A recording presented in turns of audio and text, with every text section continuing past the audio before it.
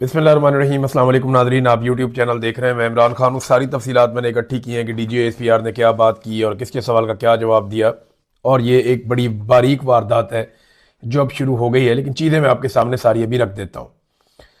दो चीज़ें उससे पहले मैं आपको दो तीन चीज़ें आपको बताना चाहूँगा।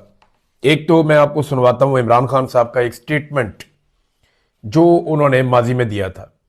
जो इमरान खान साहब ने कहा था ना, वो एग्जैक्टली वैसे ही इस वक्त पाकिस्तान में हो रहा है। इमरान खान साहब ने 15 मई 2022 को ये बात कही थी। तो जो इमरान खान ने कहा था जरा आप सुने। अब ये जाएंगे अमेरिका के पास, अमेरिका के पास जाके कहेंगे कि खुदा के वास्ते हमें बचा लो, नहीं तो इमरान खान वापस आ जाएगा। जब अमेरिकन अगर इनकी मदद करेंगे, कभी भी अमेरिकी मदद नहीं करेंगे जब तक वो इनके गले में जंजीर पूरी तरह टाइट करके नहीं डालेंगे। वो उनको कहेंगे कश्मीर को भूल जाओ, फलस्तीनियों के लिए मुंह ना खोलो, जो मर्जी इसराइल करे फलस्तीनियों से चुप करो। अगर रूस 30% कम पे तेल दे रहा है तो आपने नहीं लेना, क्योंकि आप हमारे गुलाम हैं। अगर आपने 30 लाख टन गंदम आपको जरूरत है, आप रूस से नहीं ले सकते। अगर आपने पाकिस्तान को अगर ईरान से सस्ती गैस मिलेगी, वो कहेंगे हमने आपको इजाजत नहीं दी। देखिए, इमरान खान साहब ने जो जो बातें की ना, वो एग्जैक्टली वैसी साबित हुई हैं। मुझे हैरत होती है कि ये एक ऐसा सियासी पंडित है इमरान खान कि उसने जो बात कही वो वक्त गुजरने के साथ साबित हुई। मैं कुछ मनाजिर देख रहा था और कुछ मैं ऑडियोज और वीडियो सुन रहा था। मैंने मौलाना फजलुर रहमान को सुना इमरान खान साहब के दौरे हुकूमत में, जब फलस्तीन को तस्लीम करने के हवाले से किसी अमन बोर्ड का हिस्सा भी पाकिस्तान नहीं बना था। उस वक्त पाकिस्तान इसराइल के साथ किसी वर्किंग रिलेशनशिप में भी नहीं आया था। तो एक आधी कोई जाली खबर किसी ने चलवाई तो फजलुर रहमान साहब की गरज चमक ही कुछ और थी। गरज रहे थे, बरस रहे थे। फजलुर रहमान साहब की आवाज में वो जोश खिताबत था कि मैं सुनकर अभी हैरान हो रहा था। लेकिन अभी अगर फजलुर रहमान साहब जब बात करते हैं तो ऐसा लगता है मिर्गी का दौरा पड़ा हुआ है। इतनी लो टून में, इतनी आहिस्ता आहिस्ता, रफ्ता रफ्ता, सोच सोच कर, बिल्कुल ऐसे घिसट घिसट के वो अल्फाज बोलते हैं। क्या वजह है? इमरान खान के दौर में तो ये शख्स बहुत गुस्से में रहता था, बहुत जज्बात में रहता था, जज्बात भड़कते रहते थे कि ये कर दिया जी इसराइल के लिए, वो कर दिया जी, और यहूदी एजेंट का ये कार्ड लेके फिरते थे हर जगह। अभी जबान जो है वो मुंह के अंदर बंद है और बोलने की जरूरत भी नहीं है। वजह यह है कि जिन्होंने आज तक फजलुर रहमान साहब को पाला है, जिन्होंने पाल पोस के इतना बड़ा किया है, फजलुर रहमान साहब उनके खिलाफ बेवफाई नहीं कर सकते। फजलुर रहमान साहब एजेंसियों के बहुत वफादार आदमी है और वो वैसी हरकत नहीं करेंगे जैसी आजाद सियासतदान कर सकते हैं। नाज़रीन, ये कुछ मनाजिर हैं जो मैंने देखे, इस वक्त भी मेरे सामने चल रहे हैं। मैंने देखते हुए मुझे तकलीफ हुई। देखिए, पाकिस्तान का दावा गया, पाकिस्तान कहता है जी हम इसलिए गए गजा अमन बोर्ड के अंदर कि हम एक नस्लकुशी को रोकना चाहते हैं। हम ये चाहते हैं कि नस्लकुशी ना हो, जो जुल्म और ज्यादती फलस्तीनियों के ऊपर हो रही है वो बंद हो जाए। ये पाकिस्तान का दावा है ना।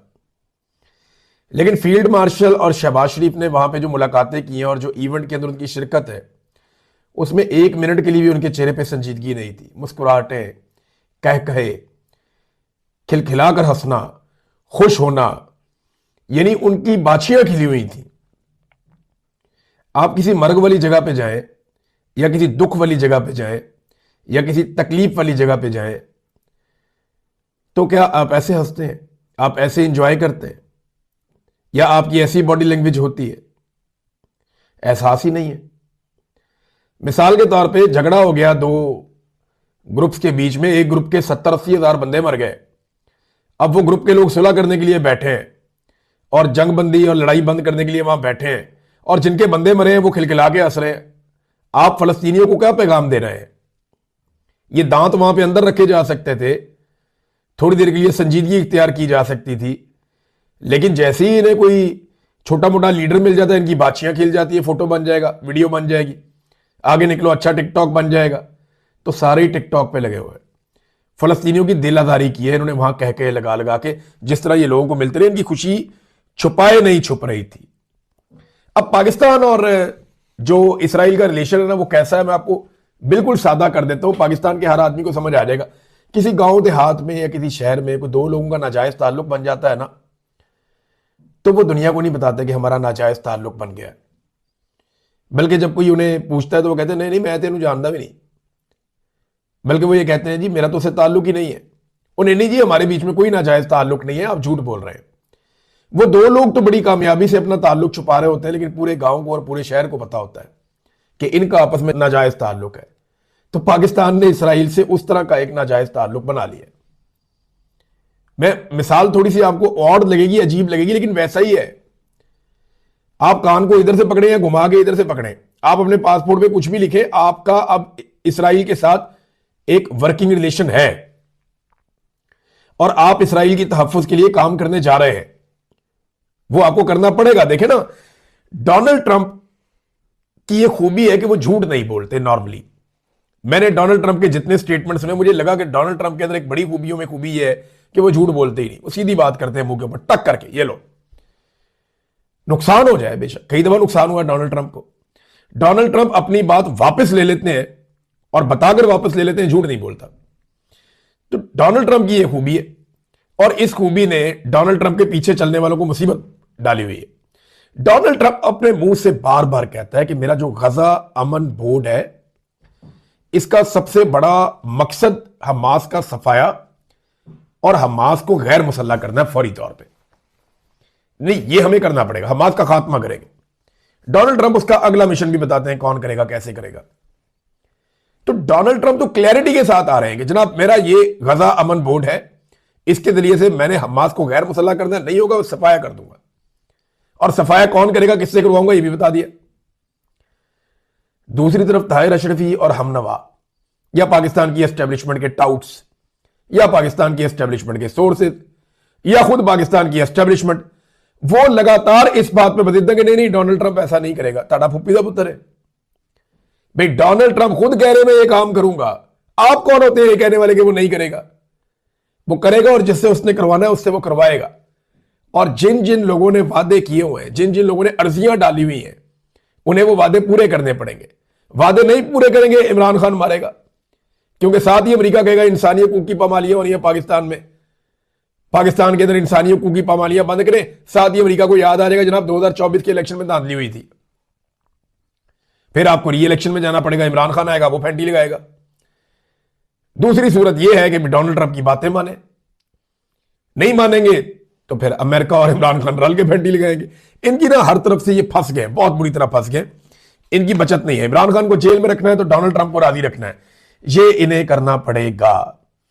इमरान खान साहब का स्टेटमेंट मैंने आपको सुनाया, देखें कैसा आदमी है, इसने आज तक जो भी कहा वो बातें ज्यादातर दुरुस्त साबित हुई और एग्जैक्टली ऐसा लग रहा था कि इमरान खान साहब फ्यूचर में देखकर ये वाली बात कर रहे हैं। अब आ जाए जरा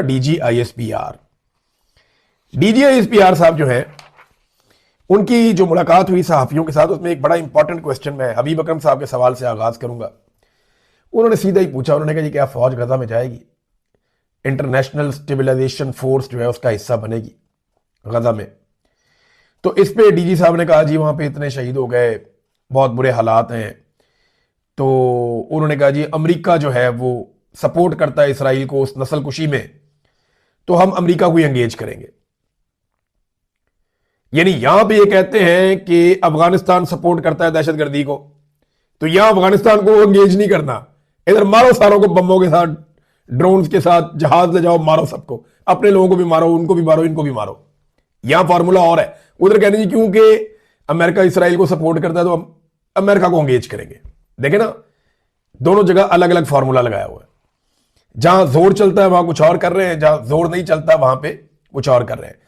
अब हमें तो सारी जिंदगी ये बताया जैद हामिद ने, हमीद गुल ने और बहुत सारे, अभी थोड़ा अर्सा पहले मैं एक फौजी की, क्लीन शेप फौजी था, बड़े रैंक का ऑफिसर था, वो खड़ा होकर अंग्रेजी में अहादीस पढ़ के सुना रहा था कि स्याह झंडों वाले उठेंगे, वो ये करेंगे वो करेंगे और हम ही है वो लोग, वो पूरी कहानी फौजी सुना रहा था। थोड़े दिन पहले मैंने आर्मी चीफ को सुना, वो आप अल्लाह की फौज हैं, आप अल्लाह के लिए लड़ाई करते हैं, मैं इनको भी सुन रहा था। हमें तो ये हमेशा बताया गया कि हम इसराइल को 5 मिनट में 10 मिनट में पता नहीं क्या से क्या कर देंगे। वो DGISPR तो बेचारे बन के बैठे हुए, कहते नहीं जी, इसराइल जो कर रहा है वो उसको अमेरिका ही रोक सकता है, हम अमेरिका से ही बात कर सकते हैं, इसराइल को हम नहीं रोक सकते। यानी इसका सादा मतलब तो ये है। अच्छा, उन्होंने ये भी कहा कि अमन बोर्ड में शमूलियत पर आप सियासतदानों और सफारतखानों को क्रेडिट दें। यानी पाकिस्तान की फौज या फौज के तर्जुमान वो इस अमन बोर्ड में पाकिस्तान की शमूलियत पर बहुत खुश हैं, और उन्होंने साफ कहा कि आप सियासतदानों को और सफारतखानों को इस पर क्रेडिट दें। ये जो इंटरनेशनल स्टेबलाइजेशन फोर्स है और ये बोर्ड, ये दो अलग अलग चीजें हैं। फिर उन्होंने एक और बात की, अब ये दावा है पाक फौज के तर्जुमान का। उन्होंने कहा जी हमास को गैर मुसल्लह करना और फलस्तीनियों से लड़ना हमारी रेड लाइन है, हम किसी सूरत ये नहीं होने देंगे, ना करेंगे। अब ये उन्होंने कह दिया ये नहीं होगा कि ना हम कभी हमास को गैर मुसल्लह करने में आएंगे, ना कभी हम फलस्तीनियों के साथ किसी कंफ्लिक्ट में आएंगे, ये हम नहीं करेंगे। ये बात DGISPR ने कही। वैसे तो ये भी कहते हैं कि हमारा सियासत में कोई किरदार नहीं। ये जो भी कहते हैं, पहले ये कहते थे हम यरूशलेम फतह कर लेंगे, कश्मीर आजाद करवा लेंगे, तो इन्होंने बहुत झूठ बोले हुए या बहुत गलत बयानियां की हुई हैं। तो इस बयान के ऊपर हमें पता चल जाएगा कुछ अरसे में DGISPR ने, अगर ये बयान अगर उनका है तो वो एक स्टेटमेंट जारी कर देना DGISPR कि हमारा ये स्टेटमेंट है, हम कभी भी हमास को गैर मुसल्लह नहीं करेंगे, हमास की जो आजादी की जिद्दोजहद है हम उसके साथ खड़े हैं। ये वो कह देना, स्टेटमेंट करके दे, पता लग जाएगा सवेरे ट्रंप जो है वो कान पकड़वा देगा। लेकिन एक कार्रवाई जो की DGISPR ने, जो असल कार्रवाई है, उन्होंने अमन बोर्ड में शमूलियत का फैसला करार दे दिया कि हुकूमत का है। जनाब ये इसमें हमारा कोई काम नहीं है, हुकूमत का फैसला है, और अगर फौज भेजी कभी हमने गाजा में तो यह फैसला भी हुकूमत का होगा। आसमा शरादी साहब ने सवाल किया कि मशरिक वस्ता के बाहर से कोई मुल्क आएगा, ट्रंप ये कहता है, और वो हमास का सफाया करेगा या उसे गैर मुसल्लह करेगा, तो पार्लिमान को नजरअंदाज आप लोगों ने किया इस फैसले में, जिससे शकूक व शुबहात पैदा हुए। अगर अमेरिका ने कह दिया तो क्या आप इनकार करेंगे कि आप नहीं भिजवा रहे वहां पे और हमास को गैर मुसल्लह नहीं कर रहे? तो इस पे उन्होंने कहा जी कि ये फैसला तो देखे ना पार्लिमान ने करना है, वहां पे जाने का फैसला हमारा नहीं है, पार्लिमान का होगा। हम हुकूमती फैसले के पाबंद हैं, आर्टिकल 245 के तहत हम किसी की ख्वाहिश पर नहीं चलेंगे, अपना मफाद देखेंगे, फलस्तीन हमारी रेड लाइन है, ये उन्होंने कह दिया। अब एक तरफ वो ये कहते हैं कि अमेरिका क्योंकि बहुत ताकतवर है, इसराइल बहुत ताकतवर है, हम उनसे लड़ नहीं सकते, लिहाजा हमने ये फैसला किया कि हम उनके साथ बैठ के मसला हल करने की कोशिश करेंगे। अब ट्रंप कहता है जी आपने आकर मारना है इसको, हमास को। ये कहते हैं जी हमास हमारी रेड लाइन है, उसको कोई हाथ भी ना लगाए। अब इसके बीच में बीच का रास्ता क्या होगा? इसका तो बीच का रास्ता है ही कोई नहीं। अलीना शिगरी साहिबा ने सवाल किया कि रजा रब्बानी भी कह रहे हैं कि इत्तफाक राय होना चाहिए, काबीना में भी ये मामला नहीं रखा गया, ये अमन बोर्ड वाला। यूके, फ्रांस और चीन भी इसमें नहीं आए। अगर पीस बोर्ड में ये फैसला आ जाए, ये मुस्तफा नवाज खोखर साहब ने भी सवाल किया था कि अगर पीस बोर्ड में ये फैसला आ जाए कि ईरान पर हमला करें तो फिर हम क्या करेंगे? तो रमजान के बाद क्या हमारी फौज जा रही है गाजा में? फिर कहा, उन्होंने कहा जी फैसला देखें हुकूमत ने करना है, हुकूमत फौज भेजेगी या नहीं भेजेगी। हम फलस्तीन के बहन भाइयों के साथ हैं और इसराइल को सिर्फ एक ही ताकत रोक सकती है, वो अमेरिका है। हम इससे एंगेज कर रहे हैं। ट्रंप के मंसूबे से जब इसने ये मंसूबा बनाया तो कोई नस्ल कुशी में कमी आई है। फिर उन्होंने कहा जी 8 इस्लामी ममालिक भी गए हैं। देखें ये 8 इस्लामी ममालिक आपके बाद गए हैं, आपने सबसे पहले यहां से हामी भरी है, उसके बाद वो ममालिक जो बहुत क्रूशल थे वो आपके बाद आए, जो उन्हें तस्लीम करते हैं वो तो पहले ही आ गए थे।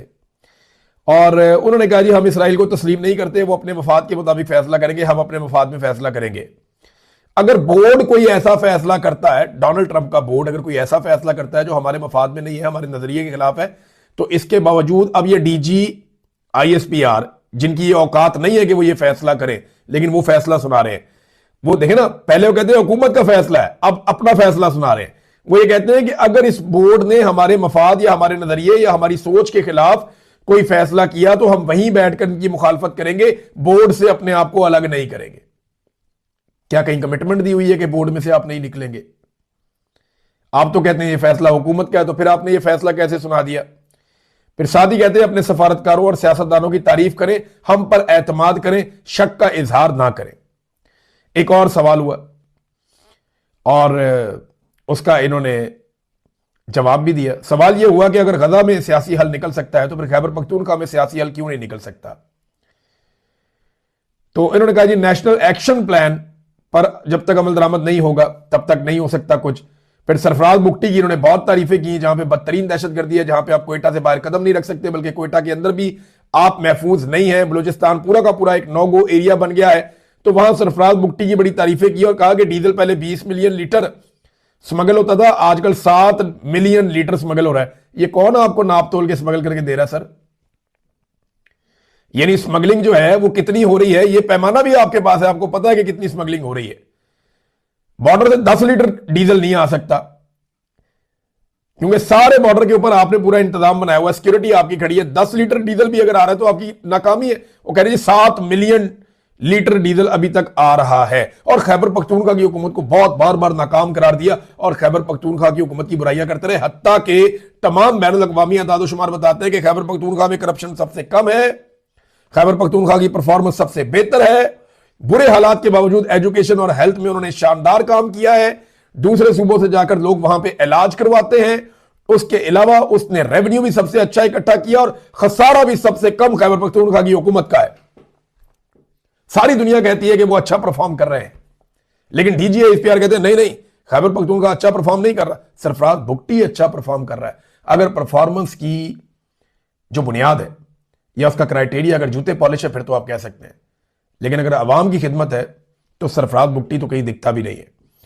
हामिद मीर ने सवाल किया कि जनाब कश्मीरी नौजवान रियासत पाकिस्तान और फौज के खिलाफ है, वो पूछते हैं कि आपने हमारे लिए क्या किया, तो उन्होंने बताया सबसे सस्ता आटा हम कश्मीर में देते हैं, हमने उनके साथ बड़ी मेहरबानियां की हैं, बहुत सारी चीजें उन्होंने गिनवाई। उसके बाद आमिर इलियास राणा साहब को डांट पड़ गई और उनकी सरजनिश हो गई।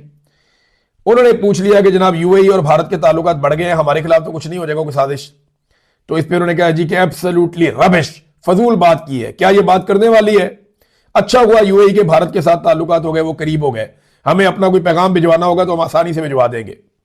फिर मंसूर दी खान साहब ने सवाल किया कि तासुर है कि सारा कुछ आप ही करवाते हैं, तो इस पे उन्होंने कहा कि नहीं, सब कुछ हुकूमत कर रही है, हुकूमत ही सारे काम करती है, हुकूमत के सारे फैसले, हर चीज हुकूमत कर रही है, हम कुछ भी नहीं कर रहे।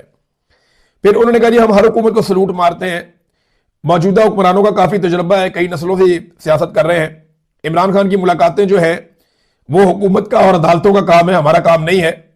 ईमान मजारी वाली बात के ऊपर उन्होंने किसी किस्म का कोई जवाब नहीं दिया। मुझे बड़ा पसंद आया एक सवाल राय साकिब खरल साहब का। उन्होंने पूछा कि खैबर पख्तूनख्वा की तमाम जमातों ने मिलिट्री ऑपरेशन के खिलाफ जरगे में दस्तखत कर दिए हैं, तमाम जमातों ने कहा कि यहां पे ऑपरेशन नहीं करना, मिलिट्री ऑपरेशन नहीं होना। तो अब आप बताएं, जब सारी जमातें कह रही हैं तो फिर आप कैसे कर रहे हैं? तो इस पर उनके पास कोई जवाब नहीं था, वो जवाब दे ही नहीं पाए। फिर एक सवाल के जवाब में डीजीआई एसपीआर ने कहा कि तलाल चौधरी एक जिम्मेदार वजीर है। इस बात के ऊपर बड़े कह लग गए, लोग बड़ी देर तक हंसते रहे। फिर उन्होंने कहा देखें, जब वजीर एक बात आपको बता रहा है तो फिर उस पर आप एतबार कर लें। वजीर ने बताया था कि सुहेल आफरीदी जो है उसकी मर्जी से खैबर पख्तूनख्वा में ऑपरेशन हो रहा है। फिर नए सूबे बनने की उन्होंने हमायत की, बिल्कुल नए सूबे बनने चाहिए, हमारा हुकूमत के साथ सिर्फ सरकारी ताल्लुक होता है, ये तासुर ना दें कि कोई जाती ताल्लुक है। इस शरीफों के पोते की शादी में जब आर्मी चीफ हाथ बांध के खड़े होंगे तो जाती ताल्लुक ही होगा ना भाई। उधर देखें ना, सुहेल आफरीदी एक कोर कमांडर को बुलाता है और वो बुलाकर कहते हैं, और ऑफिशियल तरीके से बुलाकर कहते हैं मैं ब्रीफिंग दे दें, हमारे सूबे में खून बह रहा है, कत्लो गारतगिरी हो रही है, दहशतगर्दी खत्म करनी है, आए बैठे बात करें। वहां नहीं जाता कोर कमांडर। लेकिन दूसरी जगह पे नवाज शरीफ के पोते की शादी है और वहां पे आपके फील्ड मार्शल पहुंच जाते हैं और हाथ बांध करके खड़े भी हो जाते हैं लाइन में। तो ये देखें ना, जाती ताल्लुकात तो नजर आ रहे हैं। अब इसके ऊपर कोई क्या कहे? नाज़रीन, इस वक्त जब मैं ये वीलॉग रिकॉर्ड कर रहा हूं ना, बड़े क्रूशल टाइम इस वक्त है, और उसकी वजह यह है हालात बड़े कशीदा हैं ईरान के आसपास। बहुत सारी जो एयरलाइंस हैं उन्होंने अपनी परवाजें मनसूख कर दी हैं। बहुत सारा एरिया इसराइल से लेकर ईरान तक वो परवाजों से खाली है।